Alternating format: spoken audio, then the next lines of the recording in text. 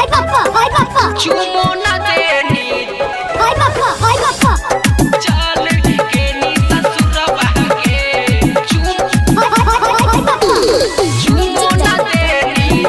Recording by Selma Studio, Bodhgaya। नाक के नथुनी कान के बाली गलवा के दलिया हरवा के नाक के नथुनी कान के बाली गलवा के दलिया हरवा के हाय पापा चुमो न देनी छौरी चल गेनी ससुरवा के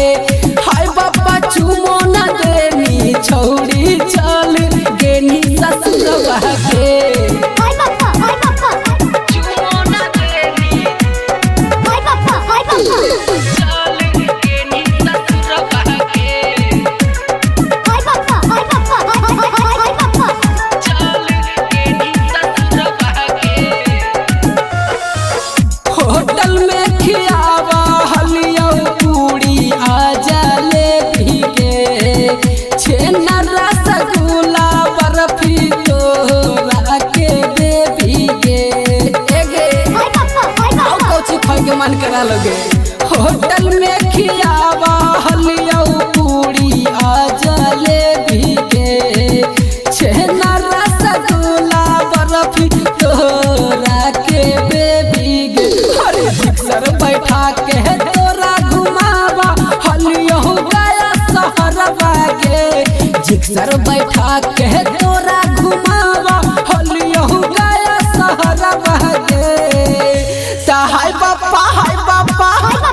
चुमो न देनी छौरी चल गेनी ससुरवा के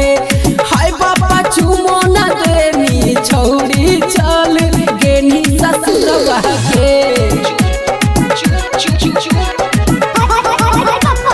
चुमो ना देनी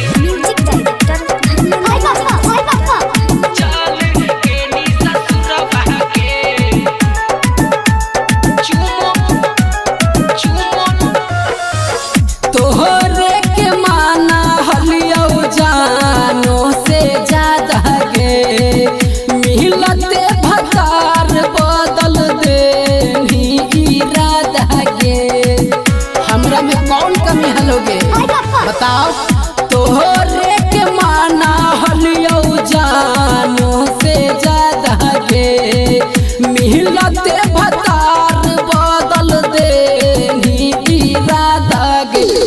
लेम चूस बाबा से लेके खियावा हलियो चौको बरवा गे